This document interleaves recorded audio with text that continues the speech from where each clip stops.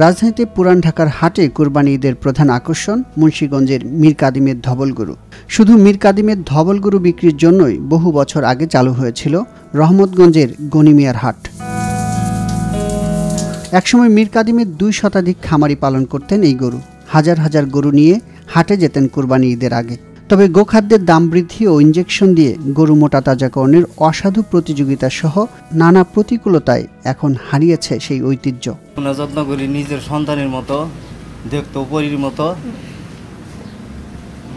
মাংস খুব সুস্বাদু, এই কারণে গরু মানুষের চাহিদা বেশি। এই গরুগুলা দেখতে যত সুন্দর, খাদ্য খাওয়া খুব ভালো দিতে হয় এবং পরিচর্যা করে এগুলো লালন পালন করা হয় 1 বছর। প্রায় কুরবানিদের এক মুহূর্তে ঢাকার থেকে অনেক বড় বড় পাইকারি এসে এই গরুগুলা অগ্রিম বুকিং করে রাখে এবং ঈদের সময় আমরা 10 থেকে 15টা গরু হাটে উঠে বিক্রি করি। বর্তমানে মীর কাদিমের গরু পালনের খামারি টিকে আছে মাত্র 8 জন।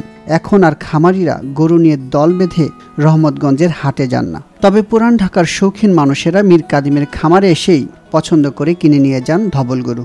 আমরা আসলে এই জায়গাতে আসি, আমাদের বাপদাদাদের ঐতিহ্য, এটা যুগ যুগ বছর ধরে চলে আসতেছে যে মুন্সিগঞ্জ মীর কাদিমের যে ধবল গরুটা, ধবল গাই গরু যেটা, এটা আসলে আমরা শখ করে নেই। বিশেষ করে এটার রং, সৌন্দর্য এবং এটার সুস্বাদু মাংস। গরু এখন এই নিয়ে দেখতেছি, কাজিনরা সবাই আসছে, সবাই হয়তো 2-1টা করে নিব। দাম বর্তমানে আমরা তো সব জায়গায় দেখি না, মীর কাদিম ছাড়া যেহেতু দেই না, তবে এখানে দাম রিজনেবলই লাগতেছে। ঐতিহ্য একটা অনেক আগের থেকে আমার বাবা পয়লা গেছে গরু পালতাছি। ওনারা যারা নিচ্ছে, আমার বাবারা কিনছে, দাদারা কিনছে, ওনারাও নাতিরা নিতেছে। মীর কাদিমের ধবল গরুর বিশেষত্ব এই, গরু লালন পালনে কোনো ধরনের ইনজেকশন বা মোটা তাজাকরণের ওষুধ ব্যবহার করা হয় না। খামারিদের নিজস্ব মিলে ভাঙানো খৈল, ভুসি, কোড়া, চালের গুঁড়া খাইয়ে লালন পালন করা হয় এই গরুগুলোকে। খামারের ভেতরের পরিবেশ রাখা হয় পরিষ্কার পরিচ্ছন্ন। 2-3 বেলা করে গোসল করাই, তারপরে আমরা শুকনা শরীর ডইলে মনে করেন পরিষ্কার করে রাখি সবসময়, যাতে কাস্টমার আসলে সুন্দর দেখা যায়। চাহিদা আছে, চাহিদা করে গরু পছন্দ করে নিয়ে নেয়। সব মনে করেন বেশিরভাগই আশা গরু আছে। আশা গরু ঢাকা শহরদের খুব প্রিয়, মানে খুব পছন্দ করে। চোখের মনে করেন বোয়ার উপর দিয়ে আসলে সাদা আছে এবং নাকের উপরে সাদা আছে, পায়ের খোড়া সাদা আছে এবং লেজ সাদা আছে। এই কারণে এই গরুগুলা খুব চাহিদা, খুব সুন্দরী। আমাকে এই যে খামারে যে গরুটি আছে, এই গরুটি মনে হয় বেশি অংশই আমরা এই জায়গায় বেচে এলাই। কী কারণে? ঢাকার থেকে যে লোকটি দূর দূরান্ত থেকে আসে, তারা একবার দেখি গরু বাইর করি, দেখানোর পরে আর চয়েস করে মনে হয় গরু কিনে এলায়। বেশি অংশ গরু আমার খামারে বিক্রি হয়ে যায়।